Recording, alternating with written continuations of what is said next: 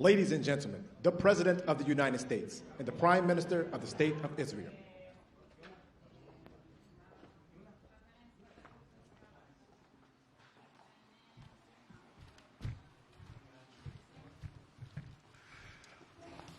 Thank you very much.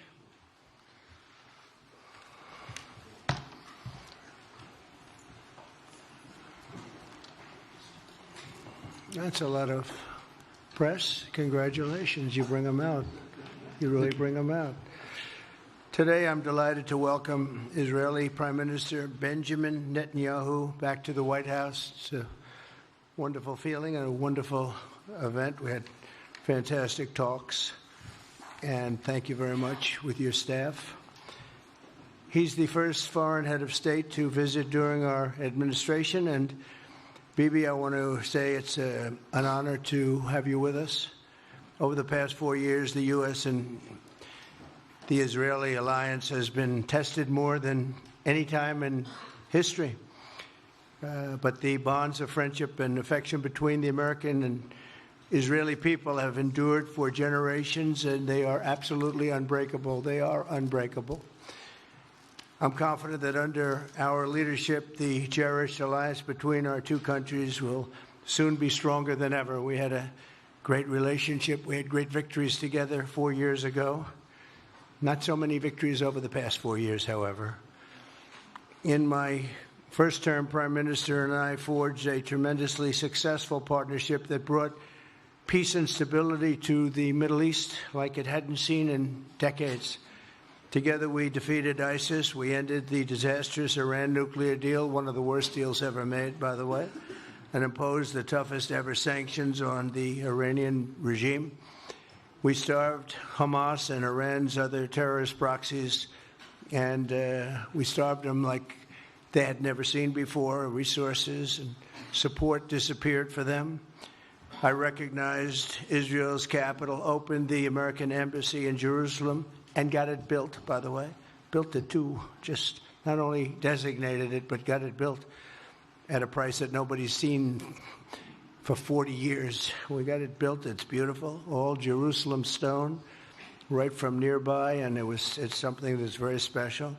And recognized Israeli sovereignty over the Golan Heights, something that they talked about for 70 years, and they weren't able to get it, and I got it. And with the historic Abraham Accord, something that was really an achievement that was, I think, going to become more and more important because we achieved the most significant Middle East peace agreements in half a century, but the Abraham Accords in particular, and I really believe that many countries will soon be joining this amazing peace and economic development transaction. It really is a big economic development transaction. I think we're going to have a lot of people signing up very quickly. Unfortunately, for 4 years, nobody signed up. Nobody did anything for 4 years except in the negative. Unfortunately, the weakness and incompetence of those years, those past 4 years, the grave damage around the globe that was done, including in the Middle East, grave damage all over the globe. The horrors of October 7th would never have happened if I were president. The Ukraine and Russia disaster would never have happened if I were president. Over the past 16 months, Israel has endured a sustained, aggressive, and murderous assault on every front, but they fought back bravely. You see that, and you know that. What we have witnessed is an all-out attack on the very existence of a Jewish state in the Jewish homeland. The Israelis have stood strong and united in the face of an enemy that has kidnapped, tortured, raped, and slaughtered innocent men, women, children, and even little babies. I want to salute the Israeli people for meeting this trial with courage and determination and unflinching resolve. They have been strong. In our meetings today, the Prime Minister and I focused on the future, discussing how we can work together to ensure Hamas is eliminated and ultimately restore peace to a very troubled region. It's been troubled, but what's happened in the last 4 years has not been good. I want to thank Prime Minister Netanyahu for working closely with my transition team, the Special Envoy Steve Witkoff, who's here somewhere. Steve? Stand up, Steve, please. What a job you've done. What a good job you've done. Proud of you. Done a fantastic job. National Security Advisor Mike Waltz. Thank you, Mike, for working so well with us. Thank you. We have, in addition, Marco Rubio, who is on the phone right now, listening to every single word that we say, and he's going to be great. And Pete, congratulations. And Scott, congratulations. I see you're here. And Caroline's been doing a great job. She's really probably talked about more than anybody here. She's done a fantastic job, and thank you very much, Caroline. We're proud of you. But we'll only be satisfied when all of these problems are solved, and we have the team to solve them, and that's going to happen. And it's going to happen, I think, very quickly. I also strongly believe that the Gaza Strip, which has been a symbol of death and destruction for so many decades, and so bad for the people anywhere near it, and especially those who live there, and frankly, who's been really very unlucky. It's been very unlucky. It's been an unlucky place for a long time. Being in its presence just has not been good, and it should not go through a process of rebuilding and occupation by the same people that have really stood there and fought for it and lived there and died there and lived a miserable existence there. Instead, we should go to other countries of interest with humanitarian hearts, and there are many of them that want to do this, and build various domains that will ultimately be occupied by the 1.8 million Palestinians living in Gaza, ending the death and destruction and, frankly, bad luck. This can be paid for by neighboring countries of great wealth. It could be 1, 2, 3, 4, 5, 7, 8, 12. It could be numerous sites, or it could be one large site. But the people will be able to live in comfort and peace, and we'll make sure something really spectacular is done. They're going to have peace. They're not going to be shot at and killed and destroyed like this civilization of wonderful people has had to endure. The only reason the Palestinians want to go back to Gaza is they have no alternative. It's right now a demolition site. This is just a demolition site. Virtually every building is down. They're living under fallen concrete that's very dangerous and very precarious. They instead can occupy all of a beautiful area with homes and safety, and they can live out their lives in peace and harmony instead of having to go back and do it again. The U.S. will take over the Gaza Strip, and we will do a job with it, too. We'll own it and be responsible for dismantling all of the dangerous unexploded bombs and other weapons on the site, level the site and get rid of the destroyed buildings, level it out, create an economic development that will supply unlimited numbers of jobs and housing for the people of the area. Do a real job. Do something different. Just can't go back. If you go back, it's going to end up the same way it has for 100 years. I'm hopeful that this ceasefire could be the beginning of a larger and more enduring peace that will end the bloodshed and killing once and for all. With the same goal in mind, my administration has been moving quickly to restore trust in the alliance and rebuild American strength throughout the region. And we've really done that. We're a respected nation again. A lot's happened in the last couple of weeks. We are actually a very respected nation again. I ended the last administration's de facto arms embargo on over $1 billion in military assistance for Israel. And I'm also pleased to announce that this afternoon the United States withdrew from the anti-Semitic UN Human Rights Council and ended all of the support for the UN Relief and Works Agency, which funneled money to Hamas and which was very disloyal to humanity. Today, I also took action to restore a maximum pressure policy on the Iranian regime, and we will once again enforce the most aggressive possible sanctions, drive Iranian oil exports to zero, and diminish the regime's capacity to fund terror throughout the region and throughout the world. We had no threat when I left office. Iran was not able to sell oil. Nobody was buying oil because I said, don't buy it. If you buy it, you're not doing any business with the United States. And Hamas was not being funded. Hezbollah was not being funded. Nobody was being funded. There would never have been an October 7th. 2 weeks ago, I once again designated the Houthis as a terrorist organization. They're trying to destroy world shipping lanes, and that's not going to happen.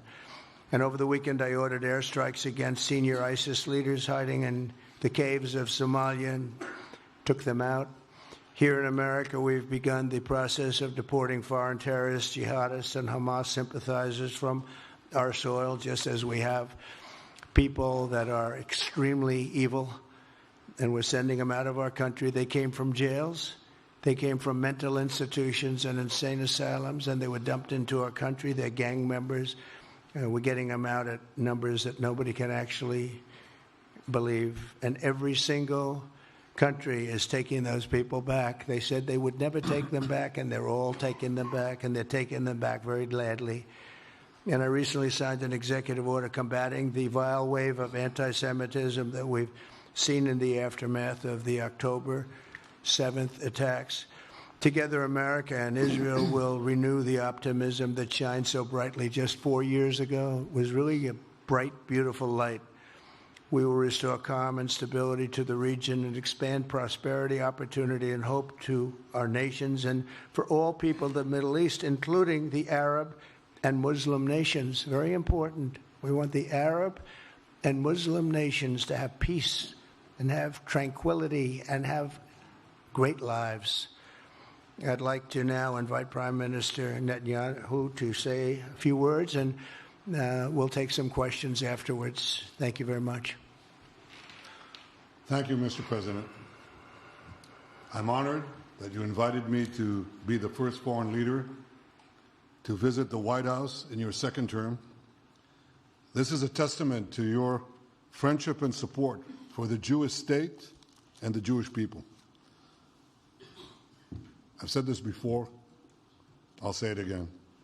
You are the greatest friend Israel has ever had in the White House.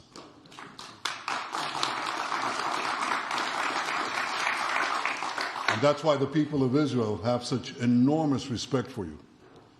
In your first term, you recognized Jerusalem as Israel's capital. You moved the American embassy there. You recognized Israel's sovereignty over the Golan Heights. You withdrew from the disastrous Iran nuclear deal. I remember we spoke about it. You said, this is the worst deal I've ever seen. I'm elected. I'm walking out of it. That's exactly what you did. And I think it speaks loudly for just common sense, just looking at things and seeing them as they are.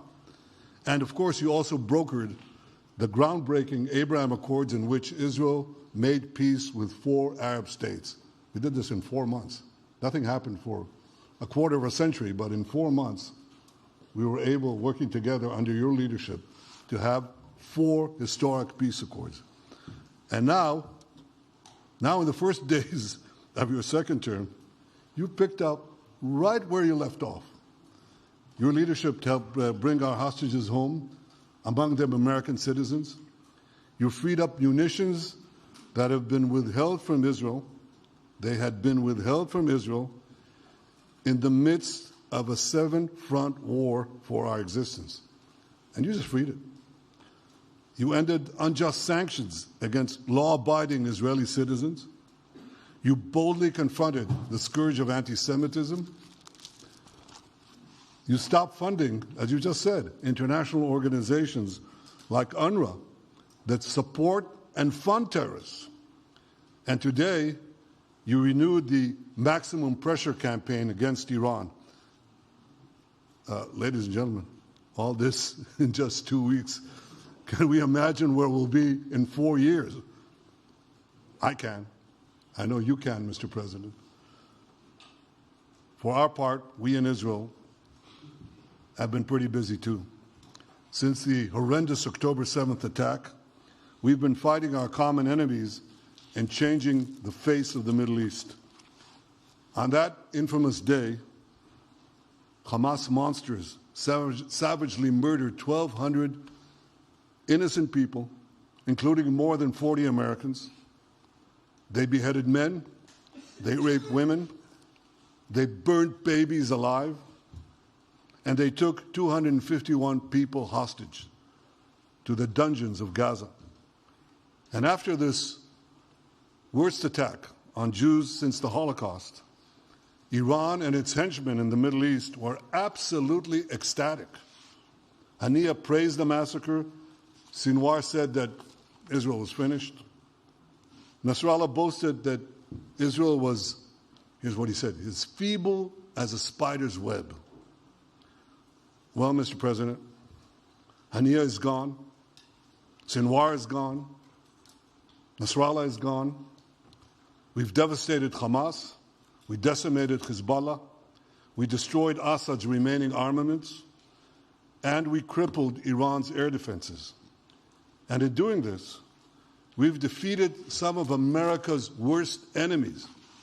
We took out terrorists who were wanted for decades for shedding rivers of American blood, including the blood of 241 Marines murdered in Beirut.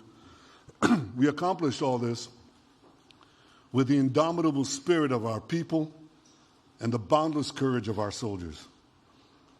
The Bible says that the people of Israel shall rise like lions, and boy did we rise. Today, the roar of the Lion of Judah is heard loudly throughout the Middle East. Israel has never been stronger, and the Iran terror axis has never been weaker. But as we discussed, Mr. President, to secure our future and bring peace to our region, we have to finish the job. In Gaza, Israel has three goals: destroy Hamas's military and governing capabilities, secure the release of all of our hostages, and ensure that Gaza never again poses a threat to Israel. I believe, Mr. President, that your willingness to puncture conventional thinking that has failed time and time and time again, your willingness to think outside the box with fresh ideas will help us achieve all these goals. And I've seen you do this many times. You cut to the chase. You see things others refuse to see. You say things others refuse to say. And after the jaws drop, people scratch their heads and they say, you know, he's right. And this is the kind of thinking that enabled us to bring the Abraham Accords. This is the kind of thinking that will reshape the Middle East and bring peace. We also see eye to eye on Iran. That's the same Iran that tried to kill us both. They tried to kill you, Mr. President. They tried through their proxies to kill me.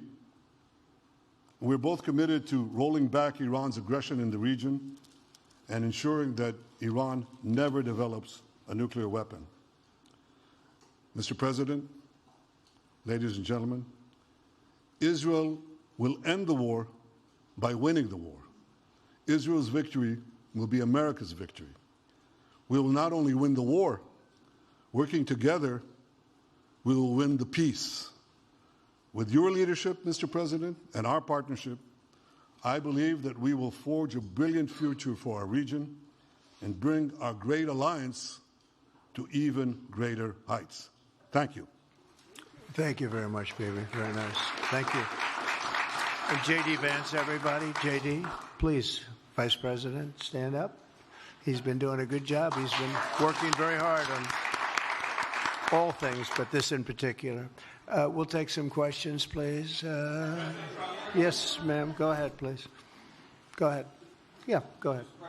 President, can a normalization deal with Saudi Arabia be achieved without the acknowledgement of a Palestinian state? That question for you too, Mr. Prime Minister. And Mr. President, given what you've said about Gaza, did the U.S. send troops to help secure the security vacuum? So Saudi Arabia is going to be very helpful, and they have been very helpful. They want peace in the Middle East. It's very simple. We know their leader and their leaders very well. They're wonderful people, and they want peace in the Middle East. As far as Gaza is concerned, we'll do what is necessary. If it's necessary, we'll do that. We're going to take over that peace, and we're going to develop it, create thousands and thousands of jobs, and it'll be something that the entire Middle East can be very proud of. But everybody feels that continuing the same process that's gone on forever, over and over again, and then it starts, and then the killing starts, and all of the other problems start, and you end up in the same place, and we don't want to see that happen. So by the United States, with its stability and strength, owning it, especially the strength that we're developing and developed over the last fairly short period of time, I would say really since the election, I think we'll be a keeper of something that is very, very strong, very powerful, and very, very good for the area, not just for Israel, for the entire Middle East. Very important. And we'll, again, have thousands of jobs, and there'll be jobs for everyone, not for a specific group of people, but for everybody. Okay, please. I think peace between Israel and Saudi Arabia is not only feasible, I think it's going to happen. I think if we had another half a year in your first term, it would have already happened. True. Many, many more, I agree, many more nations. I think you can't prejudge and pre-guess how we'll achieve it, but I'm committed to achieving it. And I know the President is committed to achieving it, and I think the Saudi leadership is interested to achieve it. So we'll give it a good shot, and I think we'll succeed. Yeah, please, go ahead. First of all, President Trump, did you hear from Prime Minister Netanyahu at your meeting guarantees that the ceasefire will hold, including phase 2, and Prime Minister Netanyahu question to you. Why are you refusing to set up a national commission to investigate failures of the process? Well, I can't tell you whether or not the ceasefire will hold. We've done, I think, a very masterful job. We weren't helped very much by the Biden administration, I can tell you that. But we've gotten quite a few hostages out. We're going to get more out. But we're dealing with very complex people. And we are going to see whether or not it holds. We certainly want to have more come out.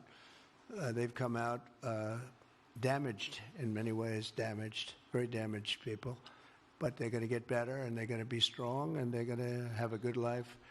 And we hope to get as many as possible out. Whether or not it holds, I don't know. We hope it holds. We hope it holds. I think that at the appropriate time, which I think will enable us to really investigate what happens, what were the causes of the failures, by an independent commission that will be accepted by the majority of the people. We don't want it accepted by one half of the people and not the other. I think we should have it, and we should find out exactly what happened. I'm insisting on it. And believe me, it'll surprise a lot of people when it happens. Kelly, go ahead. You are outlining something that is really quite striking tonight. You are talking about... Thank you, Mr. President, Mr. Prime Minister. You are talking tonight about the United States taking over a sovereign territory. What authority would allow you to do that? Are you talking about a permanent occupation there, redevelopment? And Mr. Prime Minister, do you see this idea as a way to expand the boundaries of Israel and to have a longer peace, even though the Israeli people know how important that land is to you and your citizens, just as the space is inherited by the Palestinians as well? I do see a long-term ownership position, and I see it bringing great stability to that part of the Middle East and maybe the entire Middle East.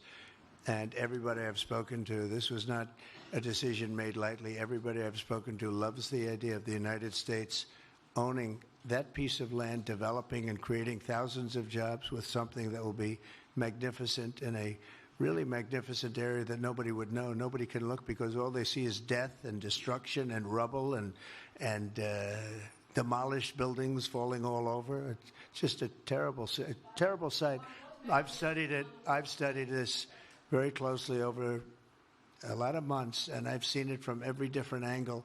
And it's a very, very dangerous place to be, and it's only going to get worse.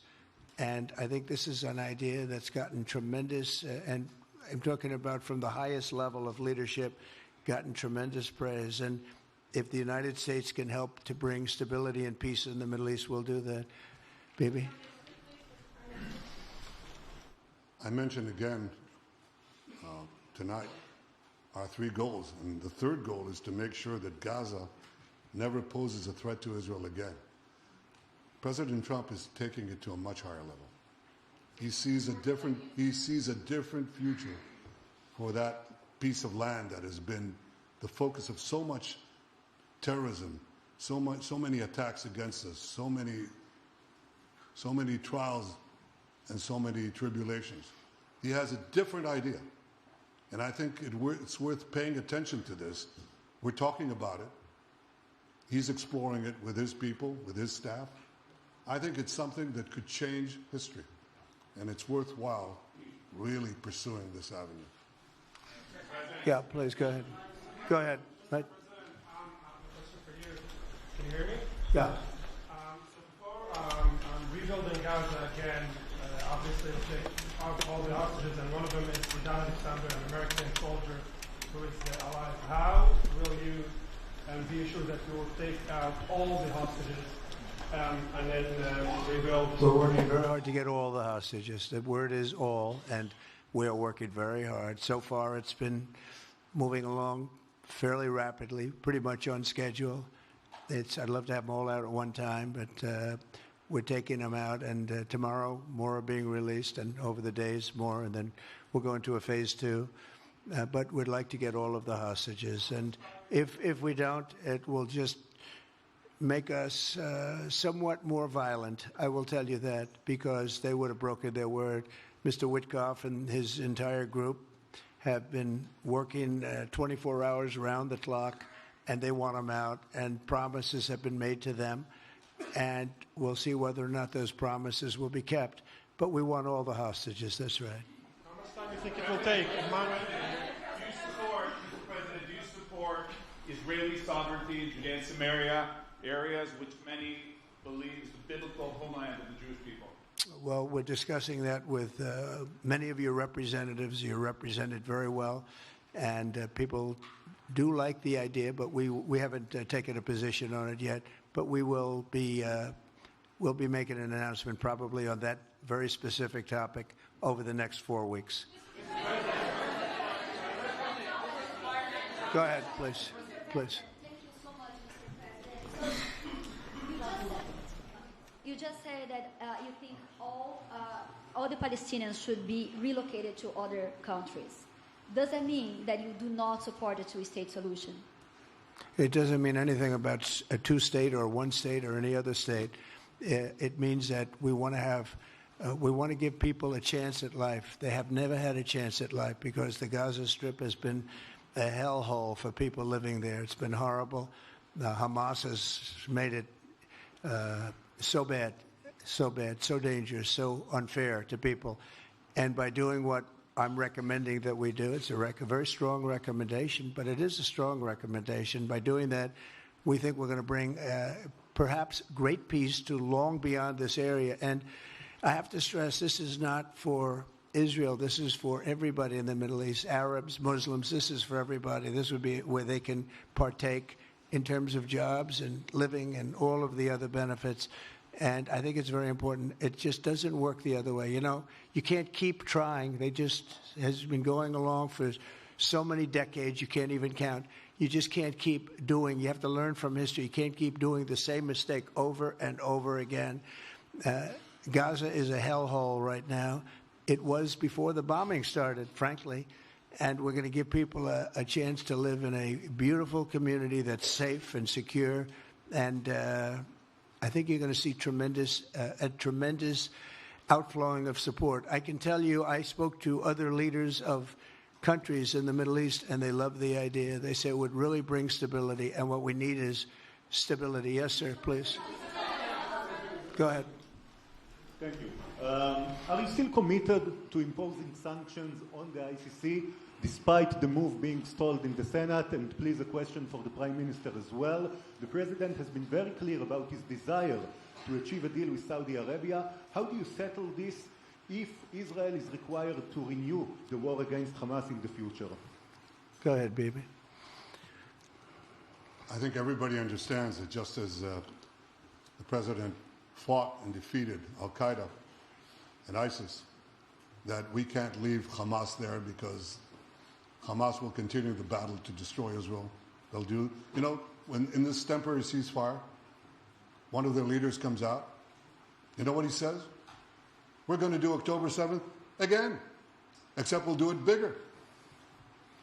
So obviously, you can't talk about peace neither with Hamas or in the Middle East if this toxic, murderous organization is left standing. Any more than you could make peace in Europe after World War II if the Nazi regime was left standing and the Nazi army was left standing. You want a different future? You got to knock out the people who want to destroy you and destroy peace. That's what we're going to do. I think that will also usher in, actually, the peace with Saudi Arabia and with others. And I think there will be others, too. Yes, ma'am. Go ahead. As our expectation from you. Do you have any plan to change Afghanistan situation? Are you able to recognize Taliban? Because I'm an Afghan journalist, Afghan suffered woman. Any comment about Afghanistan? What's your future plan for Afghan people, especially Afghanistan? I have a little hard time understanding you. Where are you from? Oh. Actually, it's a beautiful voice and a beautiful accent. The only problem is I can't understand a word you're saying. But I just say this, good luck, live in peace. Go ahead, please. That's okay, yeah, please. You said earlier today that it was tough for you to implement these sanctions on Iran, but you did indicate that you were willing to negotiate with them. What would that look like, and are you in conversations with them, and the same for the Prime Minister? I hated doing it. I want Iran to be peaceful and successful. I hated doing it. I did it once before, and we brought them down to a level where they were unable to give any money. They had to survive themselves, and they had no money. They were essentially broke, and they had no money for, as I said, Hezbollah. They had no money for Hamas. They had no money for any form of terror. The 28, if you call it, the 28 sites of terror, they had no money for any of it. They had to do their own and focus on their own well-being. And I hated to do it then, and I hate to do it just as much now. And I say this, and I say this to Iran, who's listening very intently. I would love to be able to make a great deal, a deal where you can get on with your lives and you'll do wonderfully. You'll do wonderfully. Incredible people, industrious, beautiful, just an unbelievable group of people in Iran. And I know them well, have many friends from Iran and many friends that are Americans from Iran, and they're very proud of Iran. But I hated to do it, just so you understand. And I hope we're going to be able to do something so that it doesn't end up in a very catastrophic situation. I don't want to see that happen. I really want to see peace, and I hope that we're able to do that. They cannot have a nuclear weapon. It's very simple. I'm not putting restrictions. They cannot have one thing. They cannot have a nuclear weapon. And if I think that they will have a nuclear weapon, despite what I just said, I think that's going to be very unfortunate for them. If, on the other hand, they can convince us that they won't, and I hope they can. It's very easy to do. It's actually very easy to do. I think they're going to have an unbelievable future. Yeah, please, sir, go ahead. You just laid out your plan for Gaza. Yes. Can you lay out your plan for Ukraine and also... For Ukraine? For Ukraine, yes. You consider yourself a strong leader. You blamed your predecessor for letting Russia to take over Ukraine. Will you demand from Putin to get out of Ukraine, from sovereign territory of Ukraine? So we're dealing right now in the subject. I don't want to spend a lot of time because we're here for another reason, but we are having very good talks, very constructive talks on Ukraine, and we are talking to the Russians. We're talking to the Ukrainian leadership. It would have never happened. That would have never happened. It should have never happened. I get reports every week. The number of soldiers, mostly soldiers now, the cities have been largely demolished. You talk about a very sad sight to see. We talk Gaza. Well, many of these cities look as bad as Gaza and worse, what's happened to them. And I want to see that end. And I want to see it end for one simple reason, the life of young people being absolutely obliterated on both sides. You probably have 700,000 Ukrainian soldiers dead, 800,000, maybe more Russian soldiers dead. It's very flat land, and the only thing that's going to stop a bullet is a human body. In this case, usually soldiers. And the numbers are staggering when you hear the real numbers in Ukraine, what the numbers are. And this doesn't include the cities that have been demolished and all of the people that were killed. So I want to see it stopped. We're having very good talks, and I think we're going to get it. I think something will be hopefully dramatically, it will rise above everything. You have to. You can't let this continue. You can't. This is an absolute slaughter that's taking place on the beautiful farmlands of Ukraine, and we have to stop it. We can't let this continue. It is a human tragedy, and we're going to try very hard to stop it. Yeah, please go ahead, sir. Go ahead. Mr. President, thank you very much. Okay. Mr. President, what's your view about Palestinian leader Abbas' role in all the regional changes you want to do? And the question for the Prime Minister, what's your view on President Trump wanting to reach a deal with Iran and not a much more active military stance towards it? Go ahead, baby. Go ahead. I think the President just said something that I think is the pivot of everything that we're talking about. He said Iran cannot have a nuclear weapon. And we fully agree with that. If this goal can be achieved by a maximum pressure campaign, so be it. But I think the most important thing is to focus on the goal, which the President just did, and I fully agree with him. Well, I said it, and he said it very well. It's a campaign of pressure to see if we can get something done. He doesn't want to do what some people think will automatically happen because they're very difficult people to deal with, as you know. But if we could solve this problem without warfare, without all of the things that you've been witnessing over the last number of years, it would be, I think it would be a tremendous thing. Go ahead, please. Do you have any plans to visit Israel soon? To visit where? Israel and Gaza. Oh, well, I love Israel. I will visit there, and I'll visit Gaza, and I'll visit Saudi Arabia, and I'll visit other places all over the Middle East. The Middle East is an incredible place, so vibrant, so it's just one of the really beautiful places and with great people. And I think a lot of bad leadership has taken place in the Middle East that's allowed this to happen. It's just terrible. And that includes on the American side, by the way. We should have never gone in there a long time ago, spent trillions of dollars and created so much death. So that includes Americans. But, yeah, I'll be visiting a lot of different places in the Middle East. I've been invited everywhere, but I will be visiting some, yeah. Okay. Let's go. Caitlin, go ahead. Caitlin. Thank you so much, President Trump. Caitlin, go ahead. On what you were saying there. Say it. Go ahead, please. Just to follow up on what you were saying about the Gazans leaving Gaza, going to other countries. One, where exactly are you suggesting that they should go? And two, are you saying they should return after it's rebuilt? And if not, who do you envision living there? I envision a world, people living there, the world's people. I think you'll make that into an international, unbelievable place. I think the potential in the Gaza Strip is unbelievable. And I think the entire world, representatives from all over the world will be there, and they'll live there. Palestinians also. Palestinians will live there. Many people will live there. But they've tried the other, and they've tried it for decades and decades and decades. It's not going to work. It didn't work. It will never work. And you have to learn from history. History has, you just can't let it keep repeating itself. We have an opportunity to do something that could be phenomenal. And I don't want to be cute. I don't want to be a wise guy, but the Riviera of the Middle East, this could be something that could be so bad. This could be so magnificent. But more importantly than that is the people that have been absolutely destroyed that live there now can live in peace in a much better situation because they're living in hell.